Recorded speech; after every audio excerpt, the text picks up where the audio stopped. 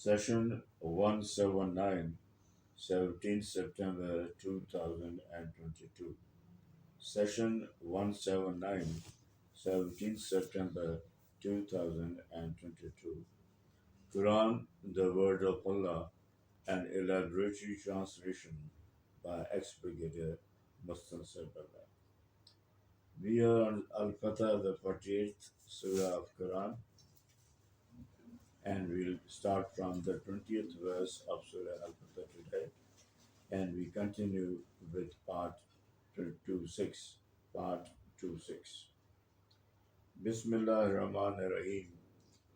With the name of Allah, who is most gracious and tremendously merciful. وَعَلَكُمُ اللَّهُ مَغَانِمَ كَثِيرَةً تَأْخُذُونَهَا وَجَعَلَ لَكُمْ هَذِهِ كَفَائِدِ النَّاسِ عَنكُمْ وَلِتَكُونَ آيَةً لِلْمُؤْمِنِينَ وَيَهْدِيكُمْ صِرَاطًا مُسْتَقِيمًا. Verse 20 of Surah Al-Fatah 48. Allah has promised with you, O Muhammad sallallahu alaihi wasallam, of many blessings, spoils, that you will have them. So has given you these blessings, spoils quickly, that is, spoils of Khaybar, just on returning from Hudaybiyah, and has restrained the hands of the people, the enemies, from you, so that it may serve as a sign, manifestation of the help of Allah for the believers, and that He may guide you to the straight path. That He, Allah, may guide you to the straight path. بأخرى لم تقدروا عليها قد أحاط الله بها وكان الله على كل شيء قدير. 2:1. And gave you another additional victory which was not yet within your reach. It's the grip, control of Allah. It is the grip, control of Allah, and Allah can do everything, whatsoever He pleases. The Muslims got the control of Mecca and the victory of Khaybar almost simultaneously. وَلَوْ قَاتَلَكُمُ الَّذِينَ كَفَرُوا لَوَلَّوُا الْأَدْبَارَ ثُمَّ لَا يَجِدُونَ وَلِيًّا وَلَا نَصِيرًا. 2:2. And had the disbelievers fought you, they would have taken to flight, would have run away. Then they wouldn't have found any protector or supporter or helper. سنة الله التي قد خلت من قبل ولن تجد لسنة الله تبديلا. 2:3. Such has been the practice, custom, tradition of Allah since the past, and you should find no change in the practice of Allah. That whenever the staunch believers have stood to fight against the disbelievers, Allah has awarded victory to His believers. Superiority in numbers and weapons of the disbelievers were of no consequence. Superiority in numbers and weapons of the disbelievers were of no consequence. وهو الذي كف أيديهم عنكم وأيديكم عنهم ببطن مكة من بعد أن أظفركم عليهم وكان الله بما تعملون بصيرا. 2:4.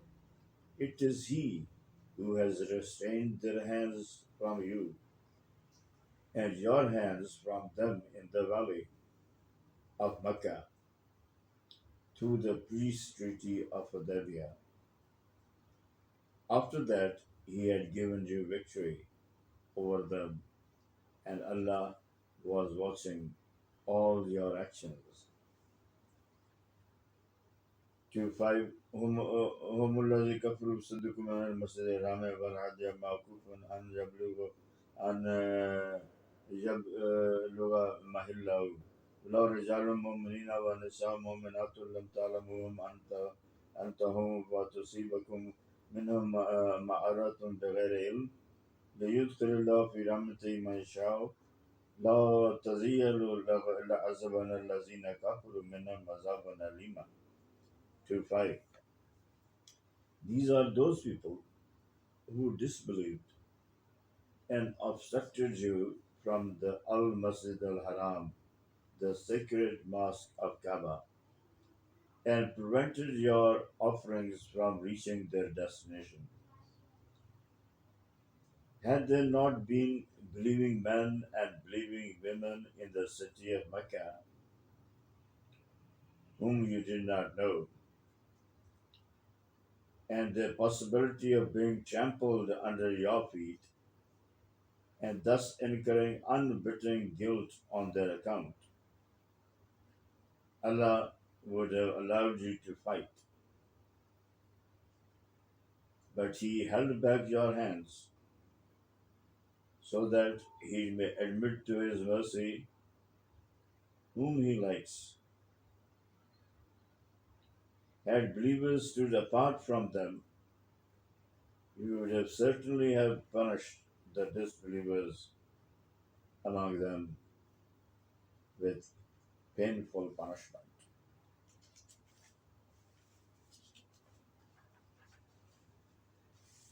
2:6 إذ جعل الذين كفروا في قلوبهم حمية الجاهلية فأنزل الله سكينته على رسوله وعلى المؤمنين وألزمهم كلمات التقوى وكانوا حق بها أولها وكان الله بكل شيء عليما. 2:6 Translation When the disbelievers set up in their hearts arrogance, when the disbelievers set up in their hearts arrogance, pride, and haughtiness, the pride and haughtiness of the time of ignorance, Allah sent down His sakina, calmness, and tranquility upon His messenger, Prophet Muhammad sallallahu alaihi wasallam, and upon the believers,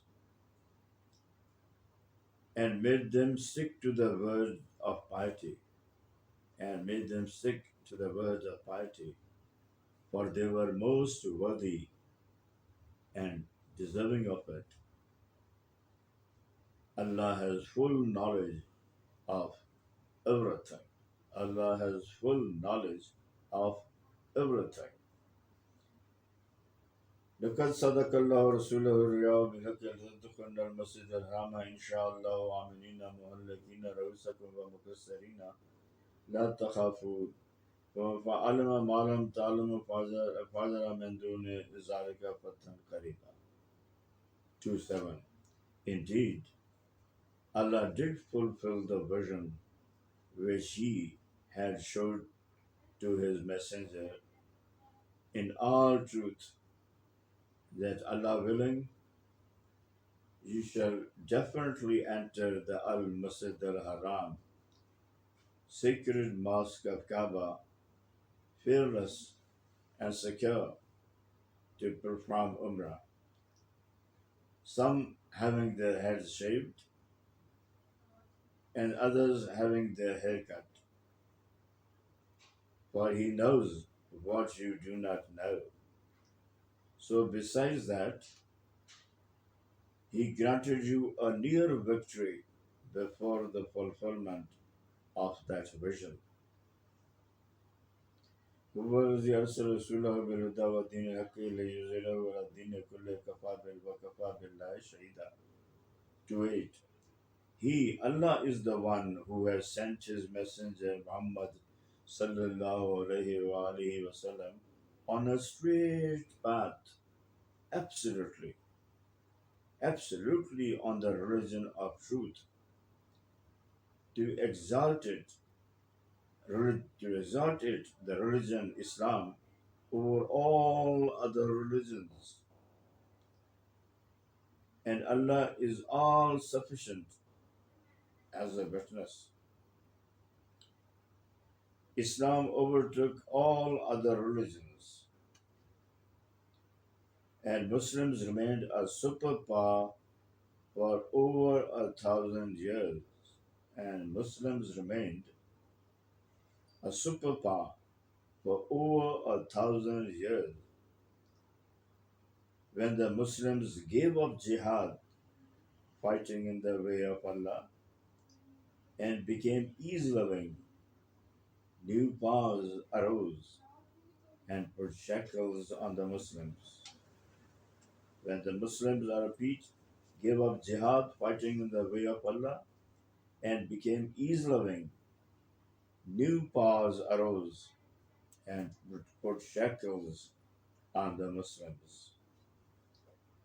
محمد رسول الله والذين معه أشداء على الكفار رحماء بينهم تراهم راكعين سجدا يبدون فضلا من الله ورضوانا سيماهم في وجوههم من أثر السجود ذلك مثلهم في التوراة ومثلهم في الإنجيل كزرع أخرج شطأه فأزرعه فاستغلظ فاستوى على سوقه يعجب الزراع ليغيظ بهم الكفار وعد الله الذين آمنوا وعملوا الصالحات منهم مغفرة وأجرا عظيما. 11th verse 29. Muhammad sallallahu alayhi wa sallam, the messenger of Allah, and those with him are strong, severe against the disbelievers, and kind, merciful among themselves.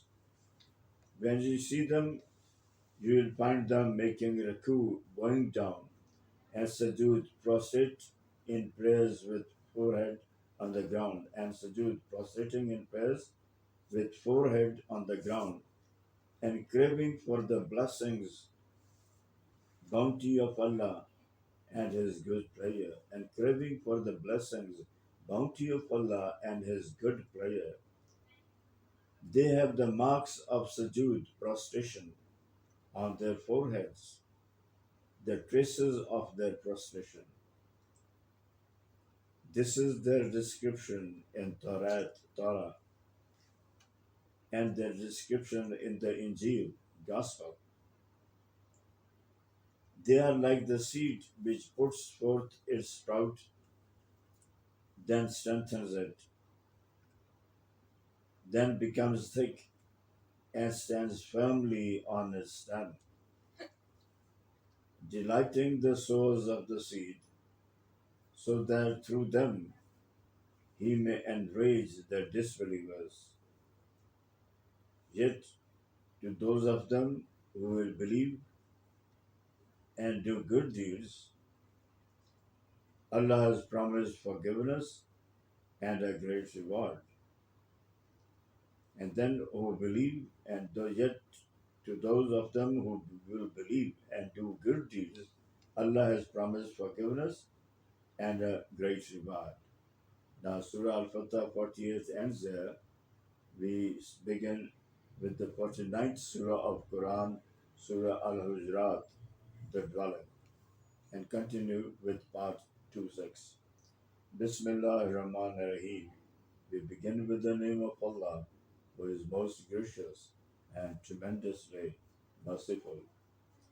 Ya allazina amanu la taqaddamu bayna yaday Allahi wa rasulihi wattaqullaha inna Allaha samiyun alim.